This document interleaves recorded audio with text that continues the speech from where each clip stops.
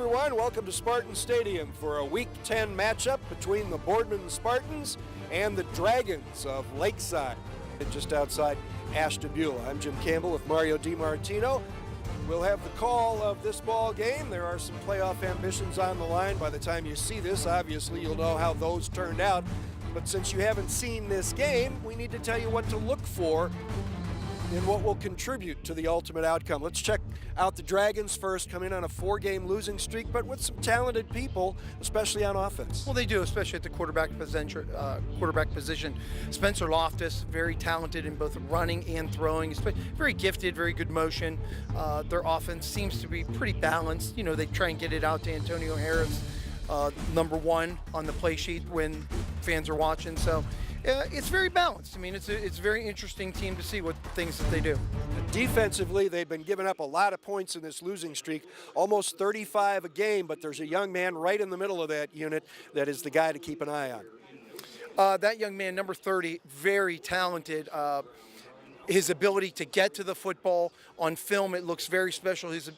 To really make plays on that defensive side of the ball. So it'll be interesting how Hora on the Boardman side watches for him to kind of see where he's at. And that brings us to Boardman. What makes their offense tick? Mike O'Hora. I mean, obviously, it's up and down, Jim. His ability to throw the ball, run the ball, keep things, not have turnovers, so pivotal to what Coach Ignazio's team does offensively. Now, the Spartans' defense, which is usually pretty airtight, has been giving up a few more points than it's used to during the course of the season so far. So what makes them tick if they're going to have a winning effort? Well, super team effort. I mean, all the way with Molesky to Hazika, their ability to get to the football, keep everything contained, keep things in front of them. Haven't really given up a ton of big plays. Been kind of a little bit of a Heckle-Jekyll kind of season for them, but we'll see if they can finish strong and get in the playoffs. Bend, don't break, I think, is the theory this year. One other thing that Lakeside coach Frank Harris told me is he's concerned about how they'll be able to handle things at the line of scrimmage. Key, he's not sure if they're up to the physical task. You'll see it with us next on Armstrong. Breaking Bread is Armstrong's ongoing initiative to help feed the hungry in our community. To date, food and funds have been distributed to over 20 food banks. These organizations need our support throughout the year. Donations can be made at your local Armstrong office. Also, look for special Breaking Bread events in your area. All efforts benefit area food banks and soup kitchens.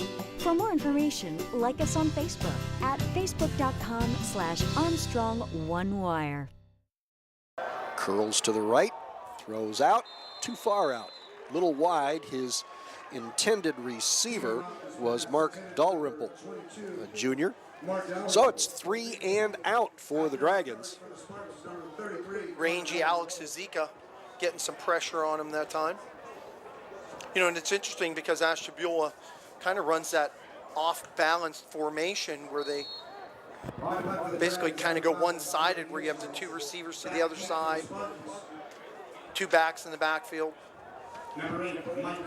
Johnny Anservitz is the punter, averaging just under 34 a kick, and Mike O'Horo, who has just 1 punt return this season for 9 yards, is back deep for Boardman.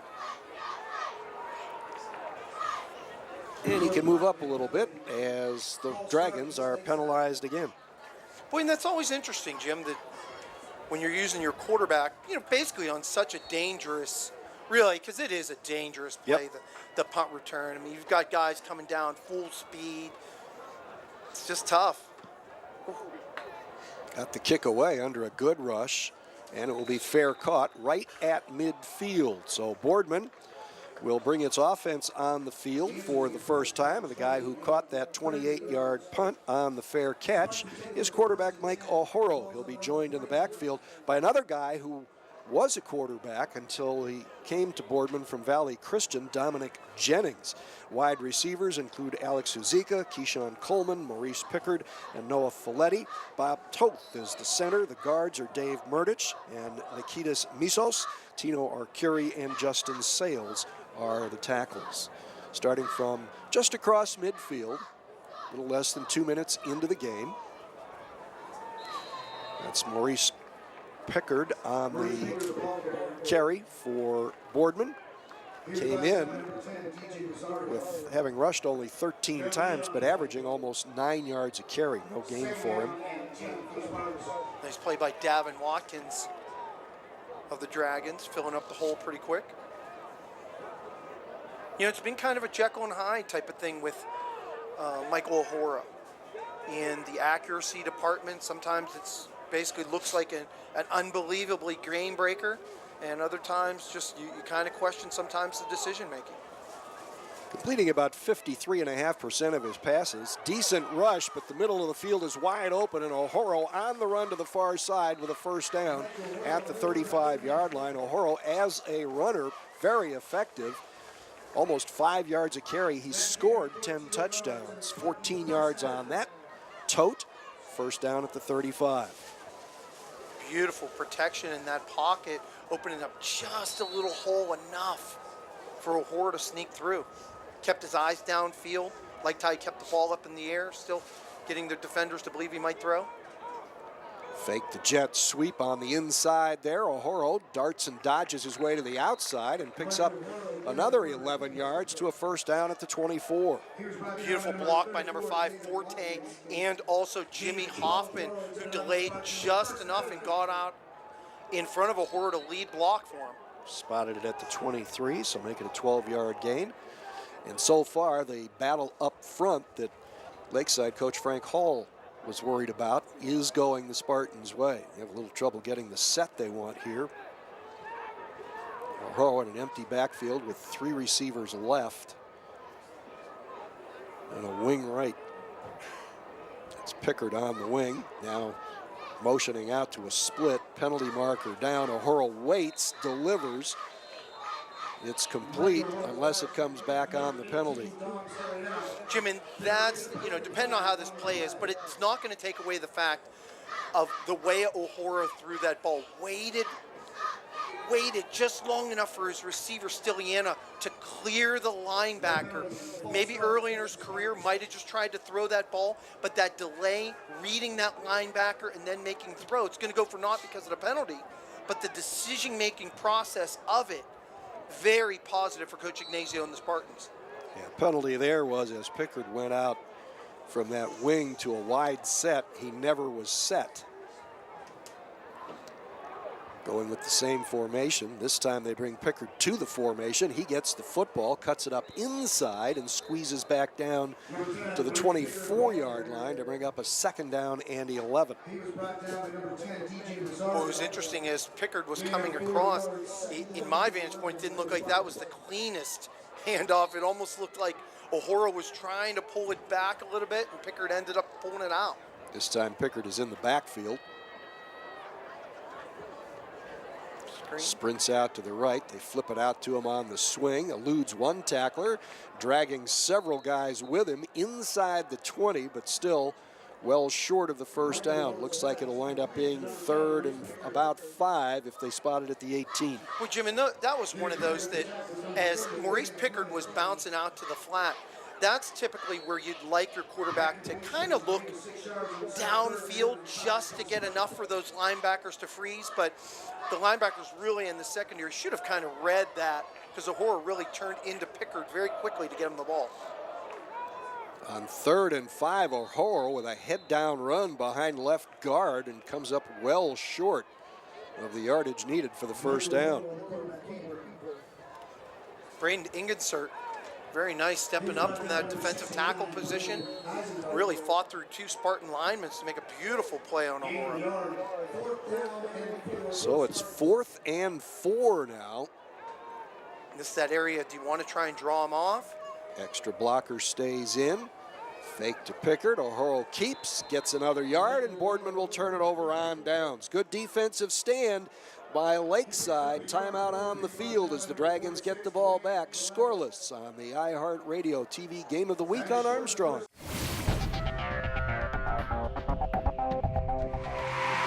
Find new road to get to the fall kickoff sale at the Stadium GM Superstore, where you can save thousands right now. Stop in for great lease deals like a new Chevy Malibu from only $179 a month with 0 down. A new Silverado is now only $189 a month with 0 down. And a new Chevy Traverse is now only $199 a month with 0 down. You can even buy a new Cruze for only $15.9. Plus, there is lease pull-ahead available, all at the store where 0 down delivers every day. The Stadium GM Superstore in Salem. Well, Lakeside will start this possession from its own 16-yard line after turning Boardman away on downs.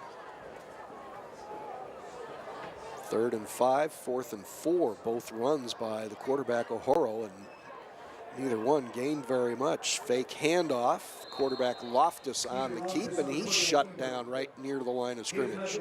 Boy, Jimmy, and you touched on it a little bit. That's what's so maddening so many times to fans of the Spartans.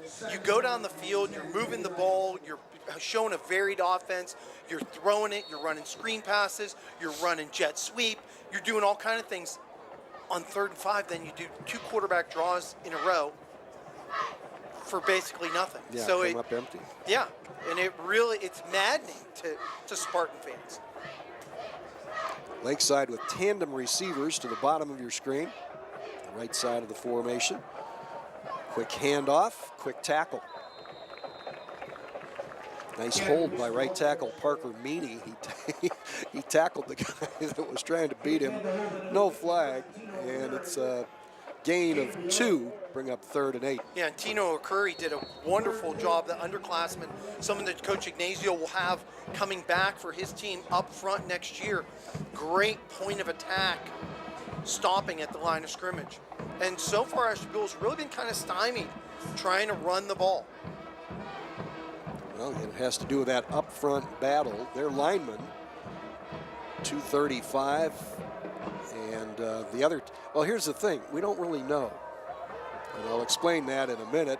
Quarterback hit as he throws, and it's picked off at the 30-yard line, coming down the near sideline and spun out of bounds.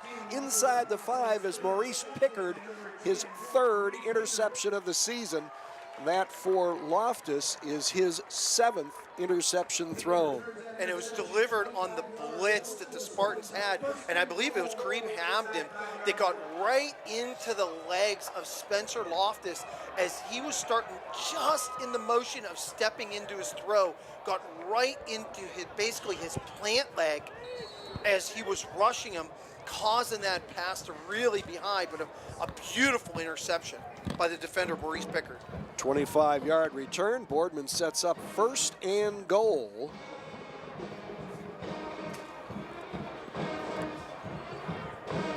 So the Dragons on the road now have their work cut out for them. O'Horo will run again. Penetration in the backfield, bounces off a couple of guys. I think the first guy through was Jose Reynoso, a sophomore. And Reynoso did everything you would want him to do, Jim. Got underneath the lineman, broke through the line of scrimmage, was there one-on-one, kind of went for the hit, just didn't wrap up to make the play on O'Horo. 1-yard pickup, 2nd and goal from the 4. Pickard is out wide left, kind of a shallow split to the right.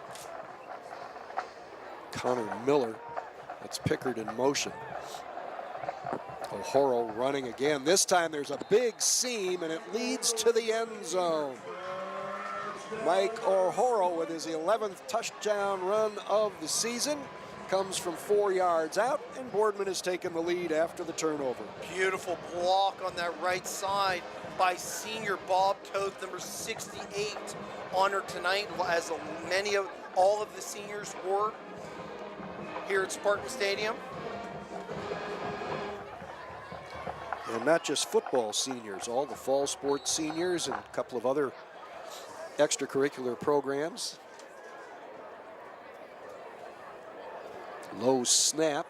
O'Horo makes a good hold out of it. And Tommy Frida is now 27 of 29 on conversions this season. Bangs that one through, and with 4:30 left in the first quarter, it's Boardman 7, Lakeside nothing on the iHeartRadio TV Game of the Week on Armstrong.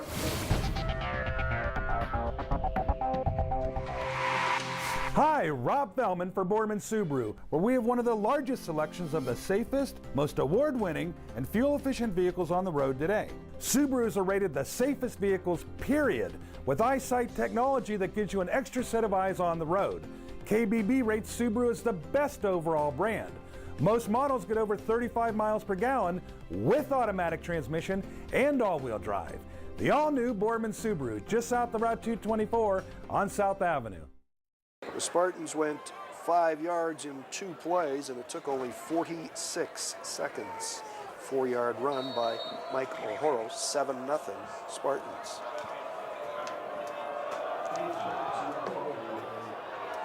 Short kick this time, scooped up on the far side around the 28-yard line, and a return of about 8 yards. And Lakeside will have its best field position so far. When you talk about field position, after initially getting a beautiful 3-and-out, did the Spartans at their field, not being able to take advantage of good field position on their first one, getting taken back. But then the other mark of a pretty good team is when you can take turnovers, Jim, and turn them into some kind of positive points, no matter what that is. And that's what the Spartans did off of the interception, off of Loftus. So the Dragons come out now with a deficit. And this flag is because the wideout on the right, Cortez Vaughn, jumped the gun there, jumped the snap more accurately. So that'll be their third 5-yard penalty here in the early going. And those are kind of plays, Jim, that really shouldn't be happening this late in the season. They're early season ones, scrimmages. I mean, that's stuff that really, the kinks should have been worked out. You should be on your game by now. Well, Coach Hall told me that the one common thread in their 4-game losing streak, mental mistakes. And there you go. I mean, that hit it. Yep. He's the coach. He should know. Over the middle and picked off at the 45-yard line. Ball tipped into the air off the intended receiver, Mark Dalrymple. And Jim, you can't even put that on Loftus. I mean, Loftus stayed in the pocket. The offensive line provided protection, puts it basically right in the hands of Mark Dalrymple. And is that a Georgia Tech player? Remember Mark Dalrymple? But either way, I digress. Dalrymple should have came up with that ball and turned into another turnover for the Spartans. So they hang on to the ball for a grand total of 7 seconds, and Boardman takes over at the Lakeside 46. And Loftus, who had 6 interceptions coming into the game, to Pickard, hands it off, coming around, making the throw, complete. Ordinarily the quarterback, O'Horo, makes the catch. The ball was thrown by Noah Folletti. Jim, and I got to tell you, I was just going to say, has that play ever worked? Where the quarterback goes out, acts like they're not going to take the ball, then they direct snap to somebody else? Pickup of 9 to the 37. It is 2nd and 1 for the Spartans. Back in our normal set, O'Horo's going to rifle it into coverage. Incomplete. And on that coverage was Kevon Colbert. You know, if there's any criticism sometimes of young quarterbacks is that the arm strength is there, the awareness is there. Sometimes they just make decisions on where they want to throw the ball before the play even starts. And I think that was a classic example right there, trying to get it into Connor Miller. So now it's 3rd and 1, and O'Horo will take it on his own and get the first down at the 34. And defensive tackle Luciano Cunningham, he was right there for the Dragons of Lakeside. Just didn't end up finishing the play. Spartans go with 3 receivers right to the top of your screen. O'Horo quickly turns that way and completes a throw. And will wind up getting about 4 yards. Connor Miller on the reception. Tight end with his 9th catch of the season. And the balance with which the Spartans are going to a multiple of receivers, using a different formation, giving Lakeside just a ton of different looks.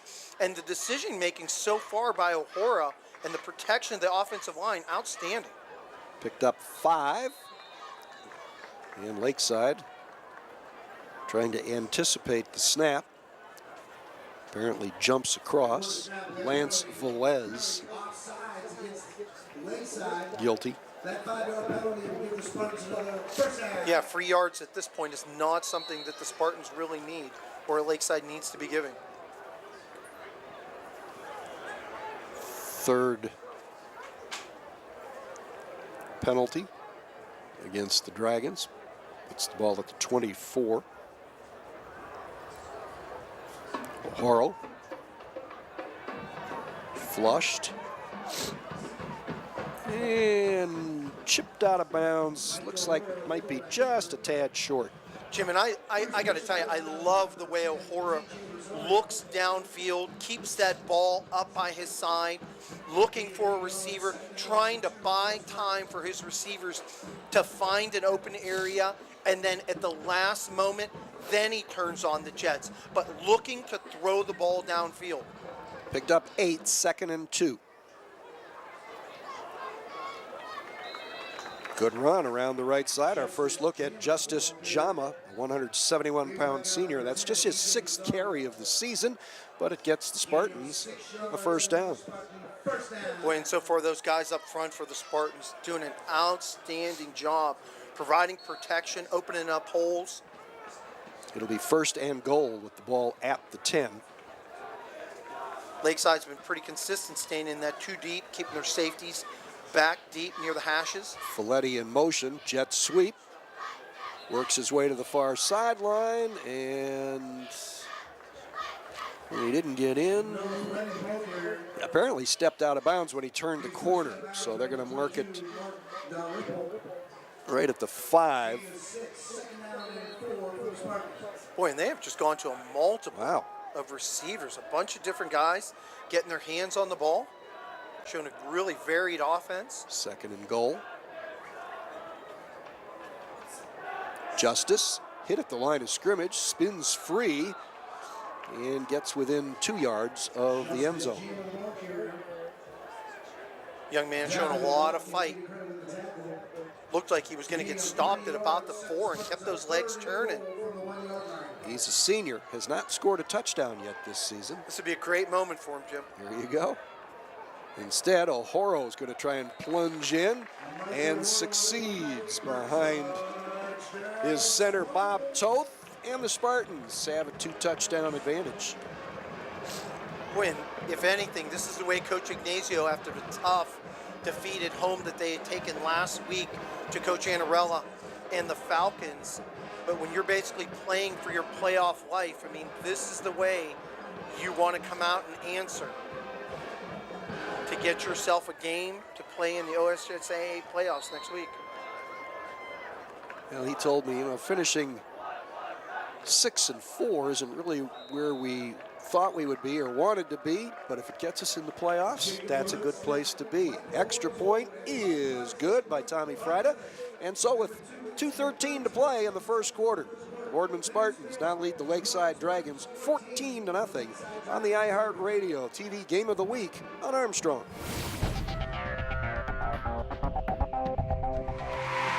When looking for home design inspiration, don't just be inspired, be Baird inspired. Whether new or remodeling, Baird Brothers has the latest trends like shiplap to refresh your home. Go from inspiration to installation with our wide selection of in-stock American hardwoods. From the rustic charm of antique oak to the warmth of traditional cherry, Baird Brothers has what you need to make your home inspiring. Baird Brothers, our family's heritage, your family's home. Spartans have intercepted 2 passes tonight and have converted both turnovers into scores. This one on a 46-yard, 9-play, 2-minute and 5-second drive. Mike O'Hara has taken it into the end zone on both occasions. And that would have been a good ball to let go out of bounds, but it'll be returned and not very successfully by Ethan Colbert. Yeah, Jim, and you talk about, as the coach had mentioned to you, Coach Frank Hall, mental mistakes. That's a play clearly that you should know that thing's going out of bounds. It's right there. You actually have to reach almost out of bounds to get the ball back in. Just let it go out of bounds, take the penalty, and get great field position to start your drive.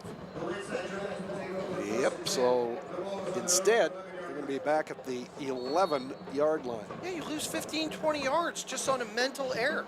Compound that with penalties, compound that with turnovers, and you see why things happen the way they happen.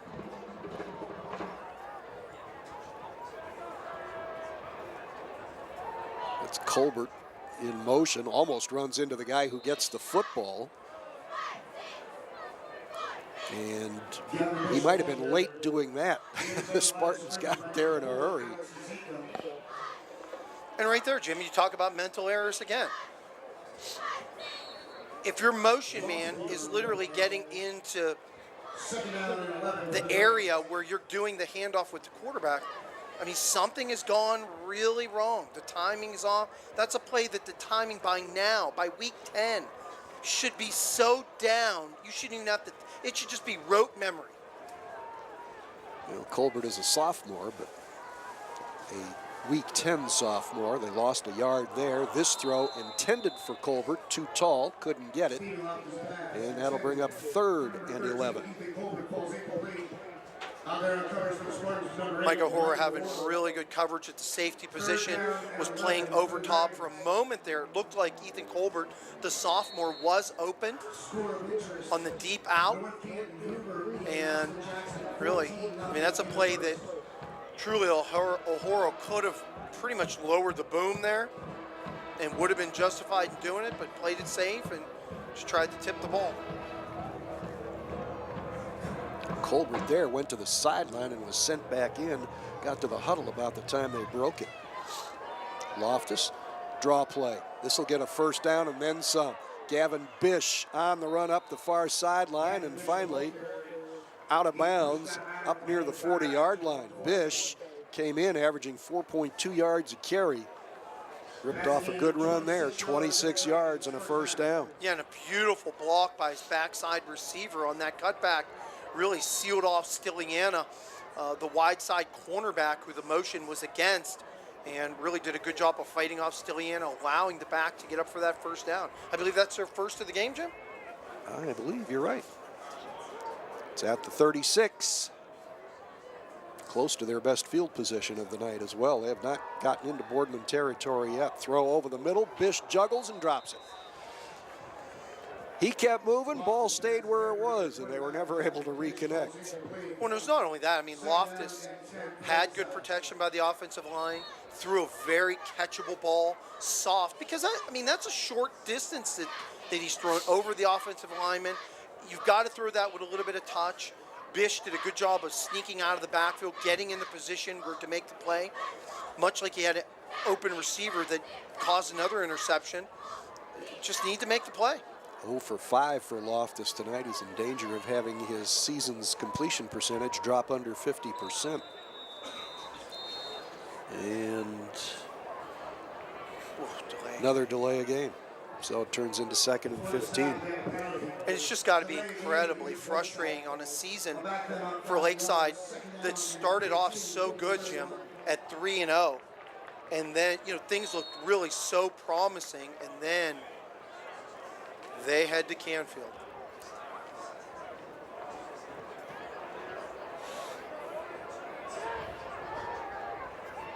Loftus. Well, he missed the man underneath. That was Colbert again, and Mark Dalrymple was pretty well covered. Never really had a chance to come up with that throw, and so now it's 3rd and 15, and they're right back in the old, you know, this is kind of the situation they've been in throughout this first quarter. They've had the ball, 4 times? Yeah, 3rd and long now. And not only that, it was interesting because they had ran 2 receivers on out patterns there that were incredibly close. So it actually allowed number 10, Maurice Pickard, the senior, to basically cover them both at the same time. Loftus. Throw may have been tipped on the way out. There was a good rush by Alex Huzika on the inside. There is a flag there. I thought he got grabbed with the incomplete pass. I'm thinking Boardman may just decline the penalty and get the ball back. Yeah, Dom Stiliana had very good protection back in that secondary on that play. Good coverage, stayed in front of the receiver, made that effort to come back for the ball. And in fact, the Spartans have declined the penalty and will force Lakeside to punt once again. So Lakeside, 4 possessions, 2 interceptions, 2 punts, 1 first down. And have not gotten out of their own territory so far in the first quarter. Yeah, not the recipe. Boardman been blessed with wonderful field position, converted 2 turnovers. Oh my gosh. Another penalty. Boardman was lined up in what looked like a block formation. Another one against Lakeside. And that has just got to be so incredibly frustrating for a coach. We've seen some local teams that have been like that. Good snap. Not a very good kick, though. Might have been partially deflected, but it will be downed by Dalrymple at the Lakeside 38. So Boardman living in Lakeside territory here in the first quarter, of which only 47 seconds remain. A 13-yard punt. Well, Jim, and sophomore Tyler Peterson, number 28, came incredibly close, did a good leap right at the end in an effort to block that punt, but that up man just cut up underneath him. Great effort, though. It's very strange because the snap had really good pace, and Servitz took his time, and the ball dropped almost all the way to the ground before he kicked it. Horo, quick throw to the outside. He's got Juwan Forte, who gets it down inside the 30. Going to get a late flag on the sideline, and this may go against Alex Huzika. And he did, you know, the strange part, Huzika did everything a coach would want him to do right up until the end. When he basically kicked out the cornerback, blocked him out of bounds, and then at the end, the play's basically over, and he's still blocking. I mean, that's a mental effort, but he did everything you'd want him to do. Right up until the end.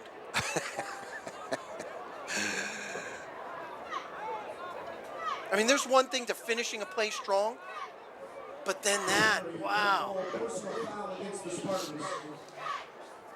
All right, that will take a 9-yard completion away from the Spartans. It is I believe that is yes, it's a spot foul, so the ball goes to the 44. It will remain first down. It's 1st and 16.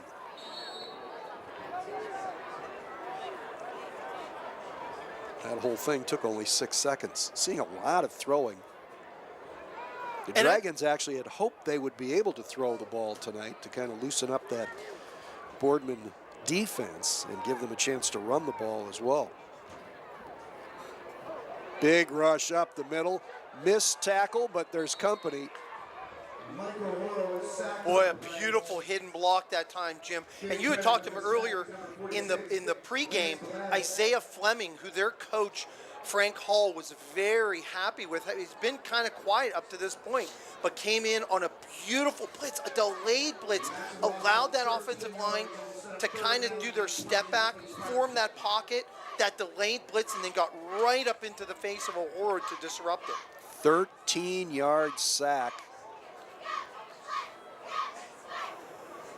It is 3rd and 29, and that's what it will be at the start of the second quarter. First quarter is over. Most of it has been dominated by the Spartans of Boardman, converting 2 turnovers into scores.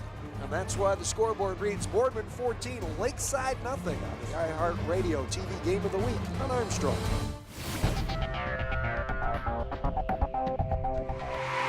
Armstrong's Healing Heroes aims to donate 5 dogs to area veterans suffering from PTSD, seizure disorders, and more, in conjunction with Guardian Angels Medical Service Dogs. Here's how to help.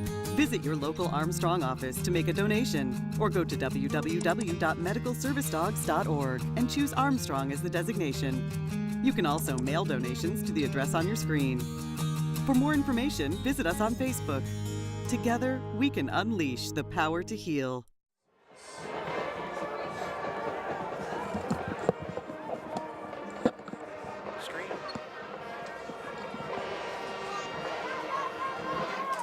Second quarter begins. Dominic Jennings makes his 10th catch of the season. Picks up 16, but Boardman will be 4th and long from the 41. I think there's just been outstanding play calling by the Spartans offensive coordinator tonight, and the way that they've really gone to multiple receivers, now getting Jennings involved in the screen game. O'Hara did a super job getting into the pocket, not selling it too early that they were going to run the screen. Noah has become all the vogue. It bounces back Boardman's way to take some yardage off. He came in averaging just under 34 yards a kick. That one was a lot under 34, only goes for 21 yards. Boy, and that ball came precariously close for Lakeside to getting close to number 4, Jay-Sean Hunt. He had kind of lost vision of where the ball was coming down, and wow, it bounced right there close to him. Ball will be spotted at the Lakeside 21-yard line. Well, they're in desperate need to put together a nice little drive here. Get a couple first downs. I mean, here at the 11 mark in the second quarter, already 4 possessions. This will be their 5th, 1 first down. That's brutal. Yeah, they need to flip field position to start with. That'd be a good place to start. They have, with one exception, had their back to the wall all night long.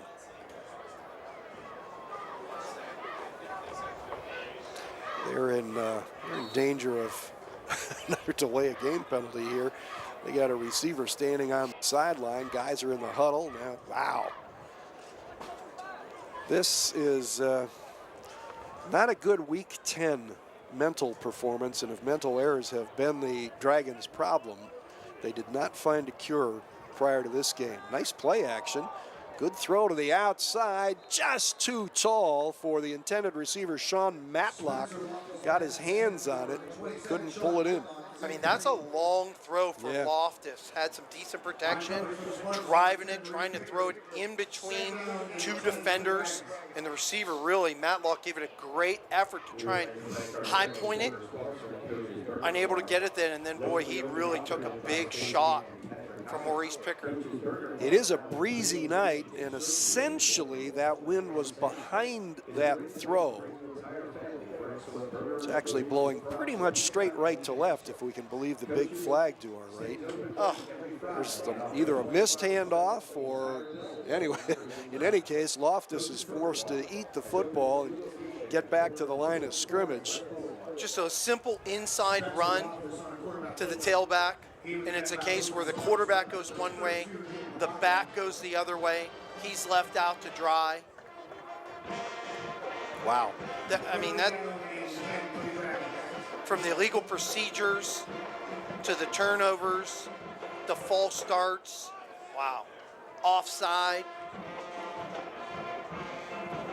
Well, again, this team has lost 4 in a row and 5 of its last 6.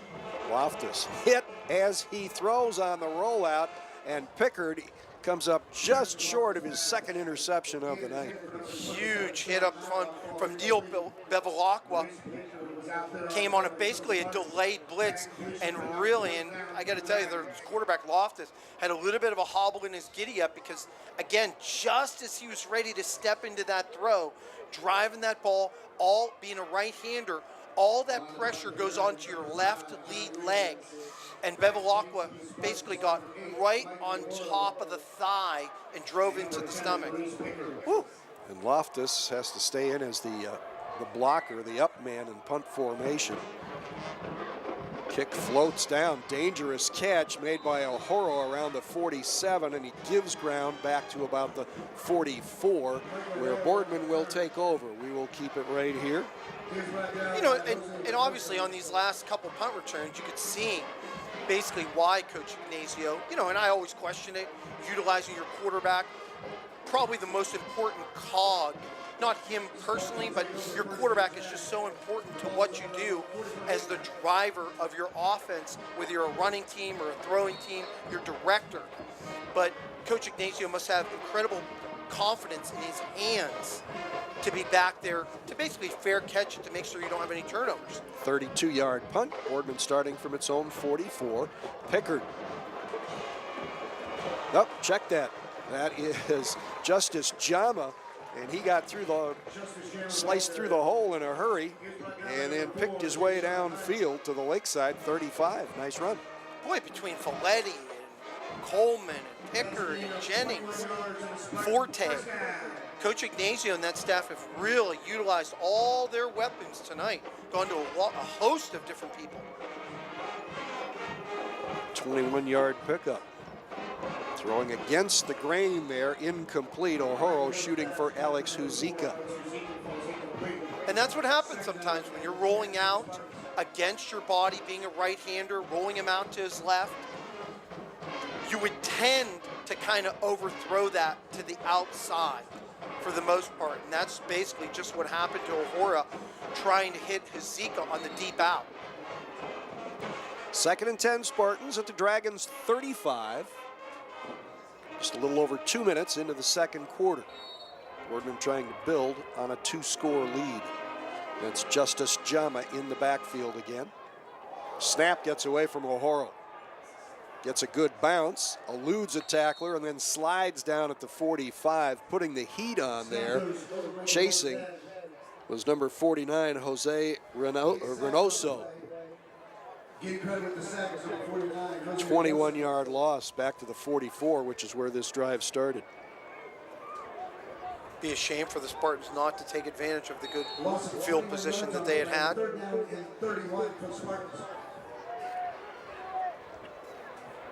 Earl looks down the middle, then a quick flip to Forte, and he's going to be stopped for about a 4-yard gain. That's Juwan Forte. That's his, let's see, I think that was his 13th catch of the season. And I really like the way O'Horo looks off the linebacker, looks off the safety, gives just enough of that peak down the middle of the field to get it out to the screen pass.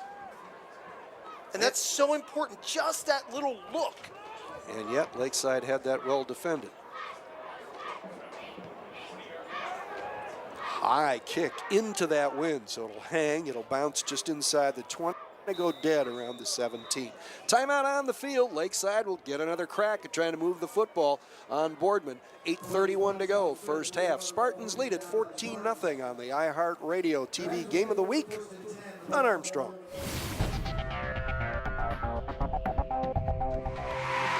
When looking for home design inspiration, don't just be inspired, be Baird inspired. Whether new or remodeling, Baird Brothers has the latest trends like shiplap to refresh your home. Go from inspiration to installation with our wide selection of in-stock American hardwoods. From the rustic charm of antique oak to the warmth of traditional cherry, Baird Brothers has what you need to make your home inspiring. Baird Brothers, our family's heritage, your family's home. 34-yard punt sets Lakeside up at its own 18-yard line. Little counter handoff, and the Spartans are all over it. I'm assuming that was Gavin Bish on the carry, and he will lose 3. Boy, Neil Belbawakwa did a great job of reading that hold. That was a previous play that in the first quarter was very successful. I believe that was their first down run off of that play. But that time the Spartans really did a nice job of sniffing that out. So it's 2nd and 13 now for Lakeside. And boy, very few plays having to be made by the secondary of the Spartans because that defensive front is doing such a good job at the point of attack. 2 receivers split to the short side of the field. And 2 to the other side. Loftus with time over the middle. Incomplete. 0 for 10 now. Bish was the intended receiver. So Loftus is now under 50% complete. 2 for 130. 47. Trying to hit a fade route right down the center of the field to Mark Dalrymple. Really good coverage on that by the Spartans, who had kind of at the last moment gone into a little bit more of a press coverage, brought the corners up, brought that safety up to basically play a little bump and run. And what's the next best thing? Get your hands up. Blitz coming. Loftus hit as he throws. Ball goes incomplete. I mean, that young man, Loftus, is just taking a beating in the pocket. And that young man is stepping, really trying to step in the throws, but wow, the blitzes are really playing havoc with him. And it's not only that, a lot of them are coming in, and they're not dirty. I mean, it's just the plays are coming in low, and he just keeps getting hit. As he's stepping into the throw, those defenders are making that last leap to try to get to him. Puts a lot of pressure on that left leg. Boardman jumped offside, I believe. Their defense has been stifling. Yeah, this is the kind of defense we're used to seeing Boardman play. Brandon Zagatti, I believe, was the guilty party on the offside. Oh, he was drawn off because it's Lakeside going backwards again. Wow. A little over 30 yards on 20 plays for Lakeside so far. O'Horo makes the catch at the 41, is chipped a little bit, loses his balance, falls forward to the 36. A return of 5. And not only that, O'Horo, as a punt returner, one of the few punt returners I can remember in my memory catching the ball basically with his hands up in the air, basically going up to get it instead of letting that ball come in. You kind of cradle it, letting it get into your belly. Well, he's used to catching that center snap that way, so I guess that works for him. Quick handoff, big hole, and spinning with a nice gain is Dominic Jennings. Down to the 25. That'll be an 11-yard pickup and a Boardman first down. Beautiful inside block by Bob Toth. The inside core of that offensive line. Dave Meredith, sophomore. 7 first downs, all on the rush. There's a fake to Jennings, who throws a nice ceiling block. O'Horo to the right side and shoved out of bounds at the 17. Yeah, Meredith, sophomore Meredith got out and basically pulled out in front of O'Horo, leading the way. So much credit is not given, a lot of credit is just not given to offensive linemen and all the work that they have to put in the year and basically the foundation of an offense. And you know what, they have to be smart too. There's a lot of stuff going on. This is Jennings weaving his way to the outside, and he is given a forearm out of bounds by Cortez Vaughn, but it'll be first and goal down around. Beautiful on film as Jennings is bouncing to the edge, real rangy running back, but Noah Folletti, a super block from his wide receiver position, really set that up, allowing Jennings to bounce to that edge. First and goal from the 2. So many big runs are really set up by those wide receivers, downfield blocking. O'Horo, handoff. Jennings caught up in traffic, won't get much. Yeah, that was pretty stout that time. Jennings came into the game with almost 700 yards rushing, 6 touchdowns. Yeah, Braden Isager, nose man, looks a lot bigger on the field than his listed size. Great job at the point of attack, stuffing Jennings. Second and goal.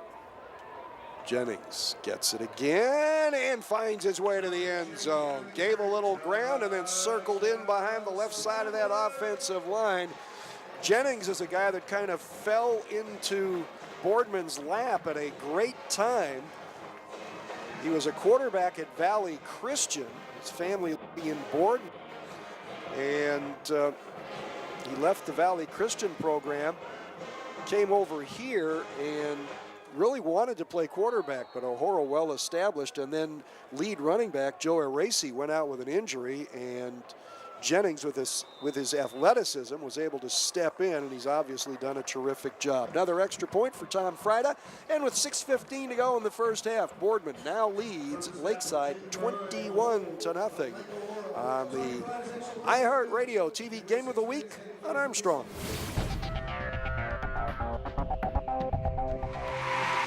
Hi, Rob Fellman for Boardman Subaru, where we have one of the largest selections of the safest, most award-winning, and fuel-efficient vehicles on the road today. Subarus are rated the safest vehicles, period, with EyeSight technology that gives you an extra set of eyes on the road. KBB rates Subaru as the best overall brand. Most models get over 35 miles per gallon with automatic transmission and all-wheel drive. The all-new Boardman Subaru, just south of Route 224 on South Avenue. Buick and GMC lessees, get to the fall kickoff sale at the Stadium GM Superstore, where you can save thousands right now. Stop in for great lease deals like a new GMC Terrain from only $139 a month with 0 down. A new Buick Encore is now only $149 a month with 0 down. And a new Buick Enclave is now only $169 a month with 0 down. Plus, there is lease pull-ahead available and even 0% financing, which can save you thousands more. All at the store, where 0 down delivers every day. The Stadium GM Superstore in Salem. Boardman just went 36 yards, 5 plays, 2 minutes and 11 seconds. That ball may have touched one of the Dragons up front. It finally bounces down and is scooped up around the 19-yard line, and struggling to do almost anything with the football is another guy who is out there with a number that doesn't show up on their roster. Beautiful coverage that time by Justice Jamma, number 21, getting down there on special teams coverage. So unsung so many times, the ability of those guys to get down there and their ability to make stops quick so that the defense will have to make the offense go on a long field. There's Nelson Rosoto on the return. Gave up some ground, and Lakeside again buried inside its own 20.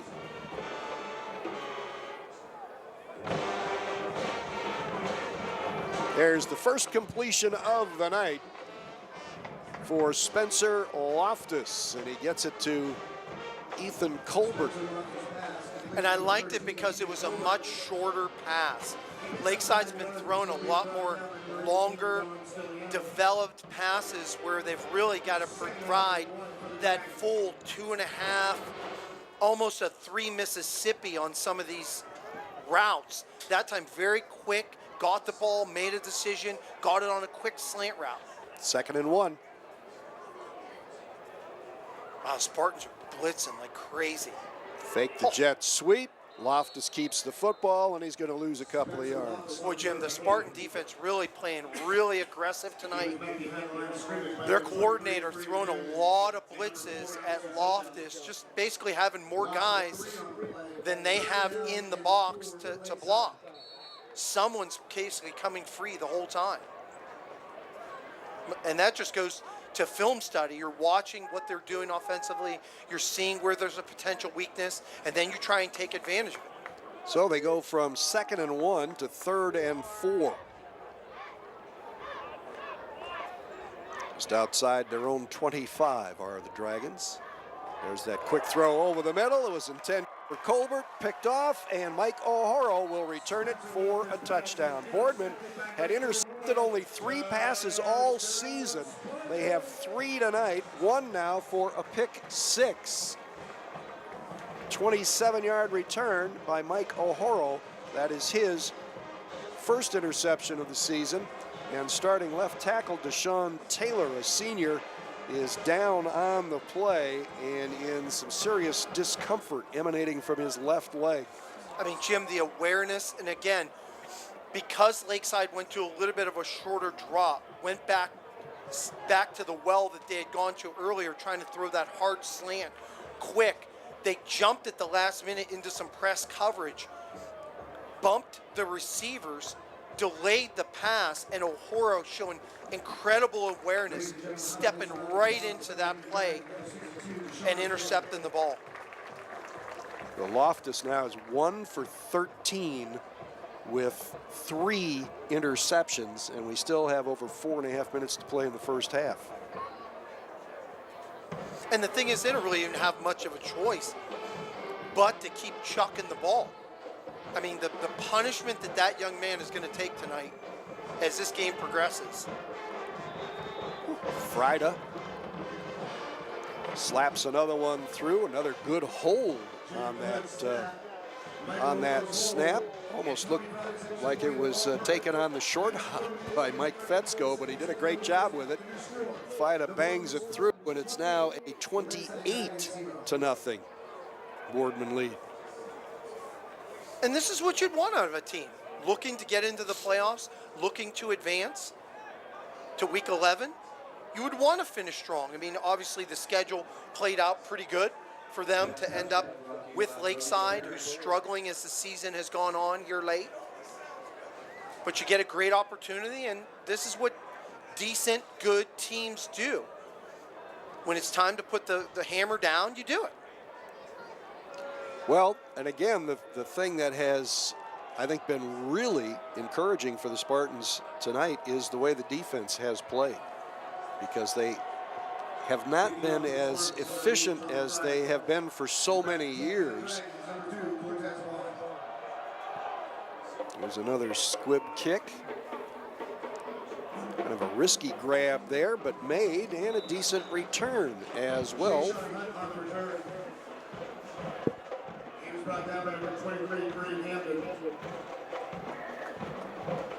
And Lakeside will get, I think this is its best starting position of the night. Boy, and it's very unfortunate because for a Division II team, it really appears that the Lakeside Dragon, their numbers really seem to be pretty down. I mean, it's not a lot of kids on that sideline. I don't know if throughout the season, that just the attrition rate has really hurt their team. It was a 13-yard return, by the way. There's a quick flip out into the flat. Bish with the reception, and Mike O'Horo, Mr. Do-It-All, there to make the tackle for a loss. Well, it's just a great read. I mean, them going into this man-to-man has basically allowed O'Horo to sit back, because you're just basically putting your corners and the other safety on a receiver, and you're allowing a young man with good awareness in O'Horo to sit back, and he's reading the flat, or he's trying to jump one of the earlier routes that he did on the return for the interception. And our own Len Gessler just kind of gave me a total on their roster of 36 young men right now dressed for Lakeside. Good job by Loftus to grab the low snap, and he's got a wide open receiver on the left flat out near midfield, and into Boardman territory for the first time with the offense are the Dragons. Gavin Bish on the reception, his 12th of the season, and kind of close to his average. When they've gotten it to him, he's averaged over 21 yards a reception. Well, Jim, and Bish showed really good speed, and I love the way Loftus finally had a little bit of time, got the ball out there, a very catchable ball, with just enough heat on it so that it was catchable in the back. Bish could basically catch it into space and turn it up for something successful. That was actually Bish's 13th catch of the season, because he had caught that other one on the previous play for a loss of yardage. Little pump fake, all kinds of trouble. Not much went right on that play, and Loftus pays for it. Takes a loss back to his own 45, and it'll be 2nd and 17. Great pressure on the blitz by Kareem Hamden. Defensive line really crushed in, started to smash up the pocket, and then Hamden right there as Loftus tried to go to his secondary receiver. Initially made the read out to the flat where the back had gotten out there, but they had jumped it. Spartan defense playing pretty impressive here in this first half. By the way, Deshaun Taylor, the tackle who was shaken up on the pick 6 play, is back in there, number 62 for Lakeside. playing the left tackle. Lots of activity in front of Loftus, and he misses the mark. There was plenty of traffic out near where he was trying to deliver the football as well. The intended receiver, Mark Dalrymple, and it will be 3rd and 17. Yeah, the pressure has really affected the way that the Lakeside offense has been able to act because of all the blitzing. But the other thing you have to do against that, Jim, and we saw Boardman do it, you've got to run a screen. Screens are always pretty effective to get a blitz to stop. Or you've got to basically try to attack right where those linebackers are and throw a quick hitter to the inside slot receiver or your tight end. Yeah. Loftus, counter play, ball loose for a moment, and pops out again. It's been whistled dead, so the question is who they're going to give the ball to. The Spartans, of course, immediately signaled that they had it.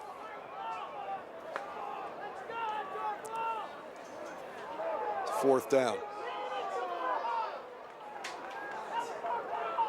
Yeah, no turnover on that. But it's going to be 4th and forever, and Lakeside will have to punt. Yeah, it'll be interesting what Coach Ignacio decides to do here.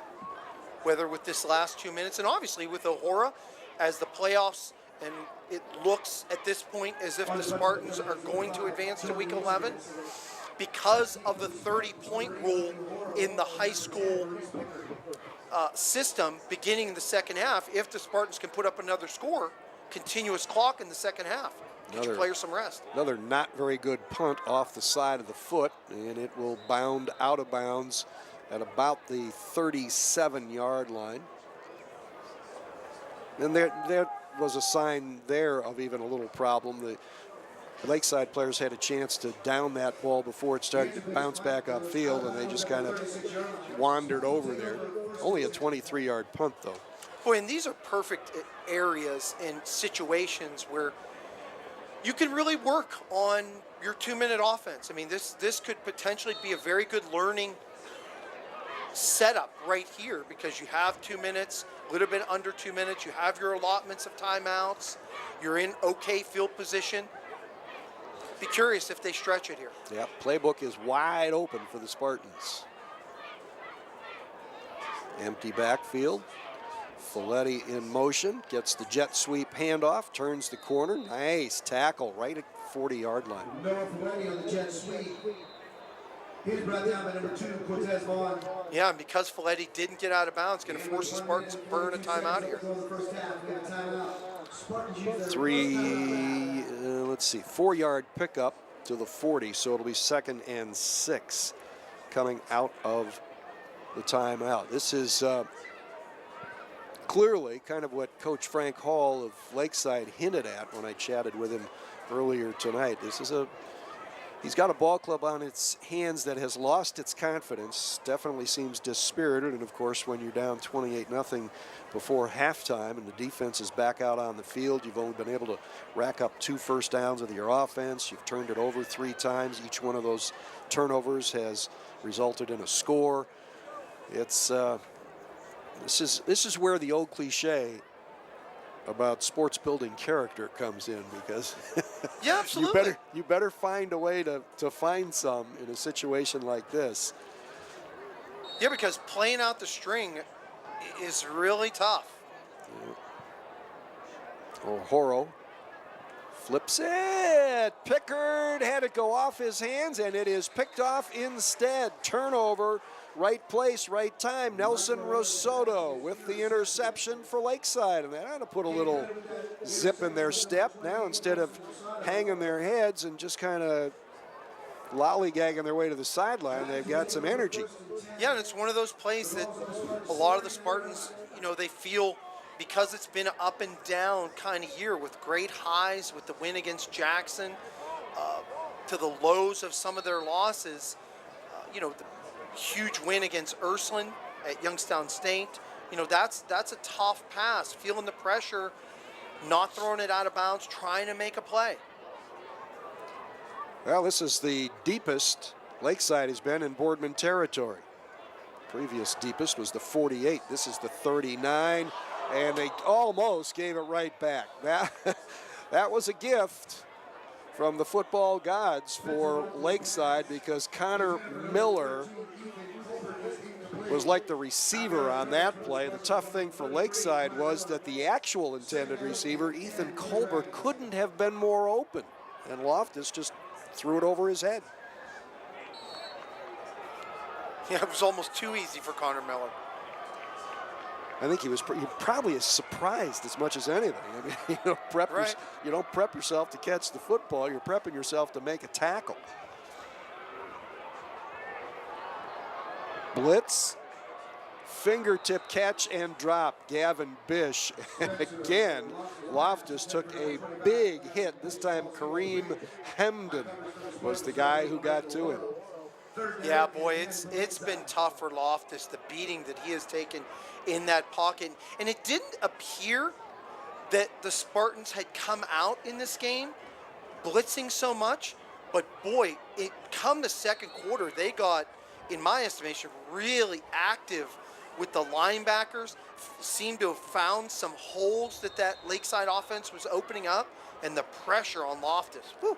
Lakeside going to burn a timeout here with 1:24 to play and a 3rd and 10 at the Boardman 39. You mentioned a couple of things that Lakeside could possibly do to get out from under this type of defensive pressure. The other thing that comes to my mind, and because Loftus has respectable rushing numbers, move the pocket. Make them find you, if your offensive line is mobile enough to do it. And you could, Jim. I just think, and that's a great point, they're just being so aggressive blitzing that I think you almost just got to get the ball out of your hands pretty quick. And the easiest way, in my estimation, from what I've seen, is if they're going to keep blitzing with those linebackers, you've got to make that coordinator question the decision to blitz it. So at some point, you've got to throw right in those areas over and over until you get a completion, because there's nothing there. The corners are in man-to-man. The only one who's left is O'Hora. So if O'Hora's going out to the flat to guard the screen, there's nothing in the seam. They've had a couple of folks wide open. There's a bad snap coming off a timeout. Loftus doing a good job getting away from pressure. Cranks it up, throws it downfield, and out of bounds it goes. Boardman with double coverage there. And Gavin Bish, I believe, was the intended receiver. Ball goes incomplete, 4th and 10. So the break they got in creating the turnover creates no results, at least not for the moment. Yeah, unable to take advantage of the turnover. They will punt, or so it appears. Number 5, Johnny Instruments. Back team for the Spartans, number 8, Blake O'Hora. And that's a beautiful stand. I mean, that's what you want from a decent defense, to get a stop. Ansevit's averaging just over 25 yards a kick. Throws up a short punt. O'Hora calls for the fair catch, lets it go, and Boardman will wind up with the ball at its own 10-yard line. Only a 29-yard punt. Ansevit's came in averaging about 34. Boy, and I would imagine at this point we're probably, Jim, going to see a little steady dose, I would imagine, of Jennings here.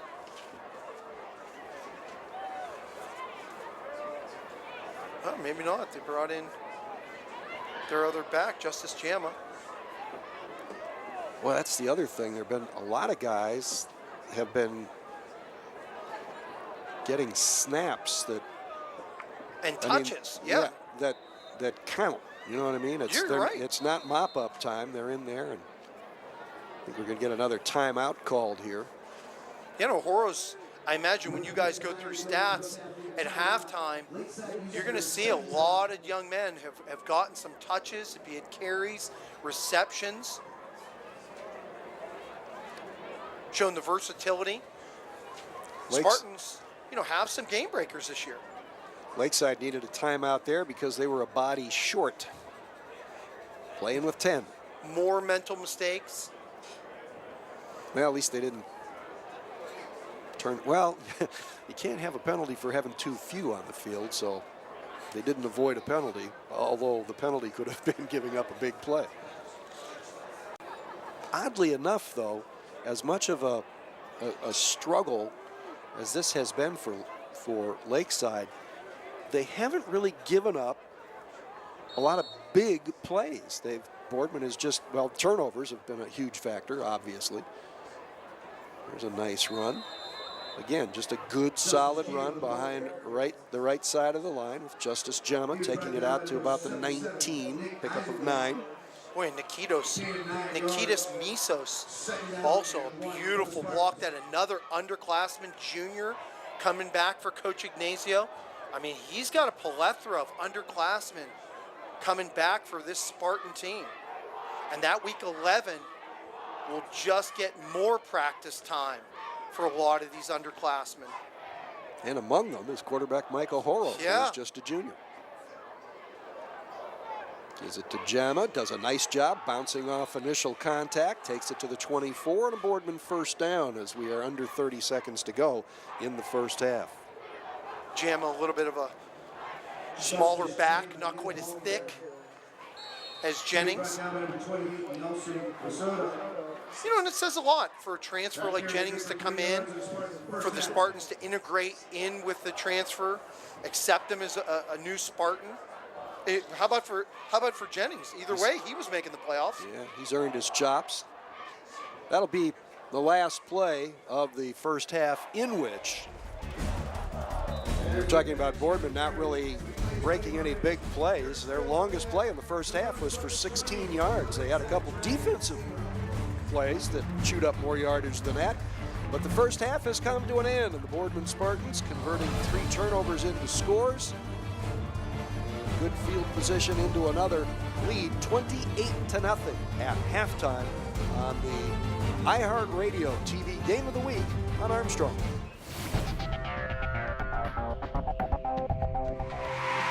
Healing Heroes is an opportunity for Armstrong and our communities to give back. We've partnered with Guardian Angels Medical Service Dogs, which rescues, raises, and individually trains the highest caliber service and assistance dogs at their facility in Williston, Florida. They are then paired with veterans with disabilities such as PTSD, seizure disorders, and more. If you would like to help, visit facebook.com/ArmstrongOneWire and click the Healing Heroes tab. Together, we can unleash the power to heal. Getting ready for the second half of action from Spartan Stadium in Boardman. The home team with a 28-0 intermission lead over Lakeside out of the Ashtabula area. Boardman netted 152 yards in offense in the first half. That total nicked a little bit by 2 plays, which resulted in 34 sack yards, but they have rushed for 104 yards on 25 carries, 3 touchdowns through the air. Mike O'Horo's 5 of 8. And Noah Folletti also completed a pass of 6 of 9 for 48 yards, an interception also thrown, that by Mike O'Horo. 152 total yards. For Lakeside, ran 30 plays and gained only 41 net yards, only 18 rushing yards on 11 attempts, and just 3 of 19 through the air for 23 yards with 3 interceptions. And it seemed like there were a ton of sacks, but there were a lot of hits. Only 1 official sack. Only 2 first downs for Lakeside in the first half. 1 rushing, 1 passing. 8 first downs, all rushing for Boardman. Penalties, 6 for 30 yards for Lakeside, and just 2 for 20 yards for Boardman. And Boardman with 3 interceptions in the first half, and Lakeside had 1. And that one of those interceptions was a pick 6 by Mike O'Horo. Boardman had only intercepted 3 passes all season, the first 9 games, coming into this one to make Lakeside's problems a little more desperate. The Dragons, who won the pregame toss and elected to receive, have to kick the ball away to Boardman to start the second half. There's another over-the-head catch with the hands by O'Horo, and he's cracked pretty good as he crosses the 20-yard line. Check it. That was Juan Forte, number 5, not number 8, on the return. And going back to O'Horo and the offense in that first half, outstanding. A lot of the reads, and I think as they've matured now, sophomore year into your junior year, I think they've really, well, evidence on watching them, my second time seeing him this year, in addition to the Ursuline game, their usage of him and the passing game has really increased.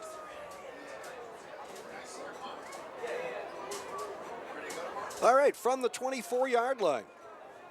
And Lakeside started with a blitz of its own, and it was shut off. And this on the run is Maurice Pickard inside the 30, steps through a tackle, drags a tackler with him all the way down to about the 14-yard line. I don't see any loose laundry on the field.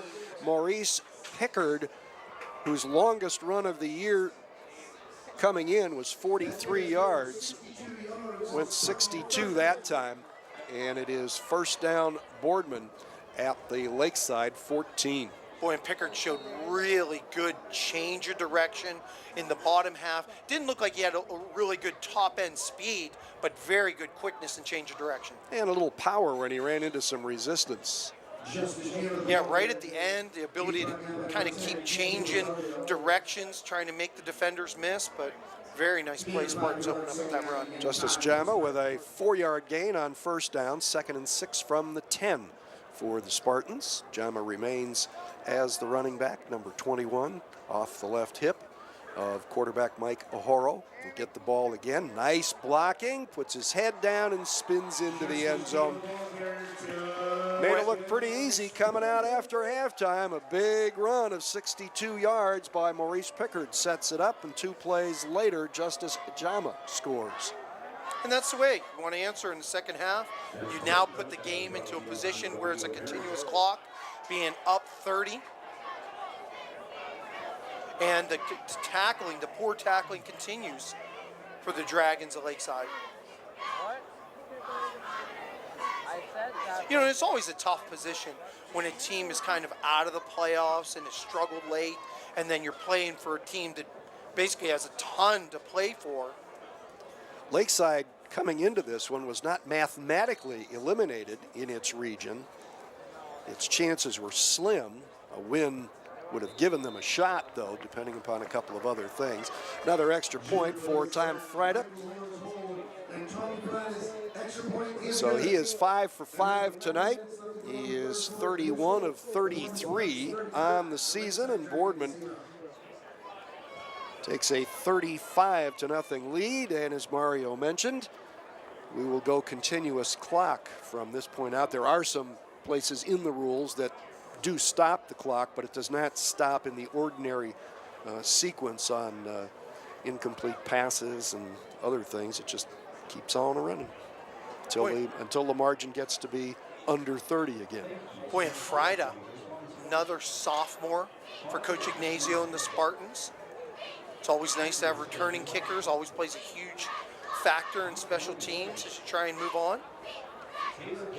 That Boardman touchdown drive, such as it was, 76 yards in only 3 plays, and it took him 52 seconds to get into the end zone. Kicking off for the Spartans, number 88, Tommy Friday. Back deep for the Dragons, number 2, Cortez Vaughn. Another squib kick taken at the 29-yard line, out to the 35. Boy, now I imagine we're going to continue to see the struggles in the pocket of Spencer Loftus. Boy, that young man really took a beating in that first half. The blitzing. You know, you'll have to wonder if the Spartans really continue that or if play off a little bit. And, yeah, this will be interesting how they play this out. Spencer Loftus, the senior quarterback, had that abysmal first half, just 3 for 19, had a couple of drops, but had some overthrows, but was pretty seriously harassed throughout the half, even though there was only 1 official sack. Well, it was supposed to be a jet sweep, and maybe it should have been. Yeah, and it's just, I mean, it's a case where Evan Walton, 5'11" senior for the Spartan, I mean, he basically almost took the sweep, the jet sweep handoff. They got in so fast with pressure from their defensive front. I mean, it has been a total mismatch up front between these two offense and defensive lines. Well, that was the biggest fear of Lakeside head coach Frank Hall, that they just would not be able to match up in the trenches, and that has been the case tonight, although the defense, with the exception of that big run, which was by 46 yards, the longest Boardman offensive play of the night, they have held their own. They've been playing on a short field, if you will, much of the night. But offensively, they have not held up, and here comes the rush again. It's ace, and I really believe this. I mean, with the Spartans in this man-to-man, and it's a case, everyone away from the hash marks makes the paper. You know, they get in the paper, they get the interviews, they get all the important stuff. What separates teams is what you've got in your front seven, your offensive line. The closer you get to that ball, the better your team is gauged on what's up front. Yeah, Loftus was limping noticeably on his right ankle as he got up, and when they went back to the huddle, he just sat down on the field, and he is down there now in some severe discomfort as the result of that sack. He's going to leave his helmet behind, and he may have played the last snap of his high school career. And it's obviously not the way you want to go out. And in case, I mean, the Spartans have continued to blitz. I mean, they have put the pressure on the quarterback, and I mean, that's what you've got to do, I guess. I mean, if you're going to make a statement and you're going to teach your kids to play to the end, that's what you're going to do. Well, at some point, yeah, I mean, I'm sure you know, we'll be seeing. We'll have to look at the roster rather than the depth chart, because we'll be seeing some kids who aren't used to getting a lot of playing time. But the guys that are in there now, the number ones, they're gonna continue with that game plan. And maybe it's, maybe they had a pre-plan anyway. Okay, here's what we're gonna do. First two series, or here's what happens in this field position, or whatever. The replacement quarterback is a guy that has been punting for him all night, a 6'2", 175-pound junior, Johnny Ensovitz. And the other thing against a blitzing team, Jim, we had touched on it a little bit in the first half. Throw a screen, throw the quick slants, try and get the ball out very quick. The other thing you could do is basically you go empty, where you put 5 wides out and you really try and stretch the field, so that whereas the defense is trying to overwhelm your offensive line, we're putting more people than you can block, you basically put more people out than they can guard. And then it just becomes, it's a race to the football. Gavin Bish gained 2 yards, and then Servitz drops back to punt. This is taken by Pickard at the 45, and good one-on-one coverage there for Lakeside on the 33-yard kick, and really no return. The clock will continue to run once the ball is set. 7:50 to go in the third quarter. Boardman leading 35-0.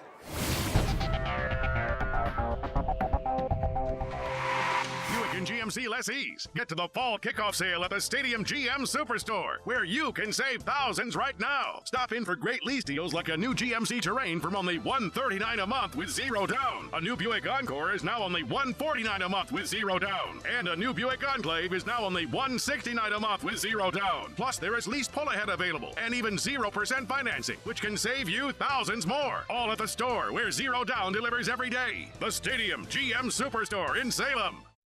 Boardman will start from its own 44-yard line on its second possession of the second half. Leading comfortably. The clock has begun to roll already. This will be a very short gain, maybe 2 yards for the Spartans.